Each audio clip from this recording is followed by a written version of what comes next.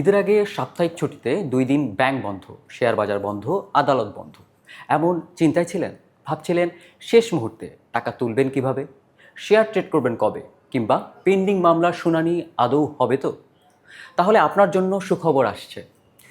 কোরবানির ঈদ উপলক্ষে 25 থেকে 31শে মে পর্যন্ত ছুটি ঘোষণা করেছে সরকার। জনপ্রশাসন মন্ত্রণালয়ের সেই প্রজ্ঞাপনে 22শে মে শুক্রবারের সাপ্তাহিক ছুটি নিয়ে কিছু না বলা হলেও বাতিল করা হয় 23শে মে শনিবারের সাপ্তাহিক ছুটি। তবে সেখানে ব্যাংক, আদালত খোলা রাখার সিদ্ধান্ত সংশ্লিষ্ট নিয়ন্ত্রক সংস্থাগুলোর উপরে ছেড়ে দেওয়া হয়। এরই ধারাবাহিকতায় সুপ্রিম কোর্টের হাইকোর্ট বিভাগ রবিবার এ বিষয়ে বিজ্ঞপ্তি প্রকাশ করে। অর্থাৎ তারা জানিয়েছে আদালতের কার্যক্রম চলবে। বাংলাদেশ ব্যাংক ও Bangladesh securities and exchange commission এখনও আনুষ্ঠানিক ঘোষণা না দিলেও সংশ্লিষ্ট সূত্র আলাপকে নিশ্চিত করেছে ঈদের আগে শেষ শনিবার স্বাভাবিক সময়েই চলবে ব্যাংকিং ও শেয়ার বাজারের কার্যক্রম। মানে টাকা তোলা যাবে, cheque clearing, LC, online banking support থেকে শুরু করে শেয়ার কেনাবেচা সবই চালু থাকবে 23শে মে। সংশ্লিষ্ট কর্মকর্তারা বলছেন বিষয়টি নিয়ে কাজ চলছে এবং 1 থেকে 2 দিনের মধ্যেই আনুষ্ঠানিক প্রজ্ঞাপন বা নির্দেশনা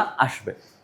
এদিকে আবহাওয়া ও চাঁদ দেখার হিসেব অনুযায়ী বাংলাদেশে আগামী 28শে মে পবিত্র ঈদুল আজহা উদযাপিত হতে পারে। অর্থাৎ ঈদের আগে শেষ মুহূর্তের ব্যাংকিং, বিনিয়োগ বা আইনি ঝামেলা মেটানোর জন্য বাড়তি একটি দিন পাচ্ছেন আপনি, যা আপনার জন্য হয়তো কিছুটা স্বস্তি।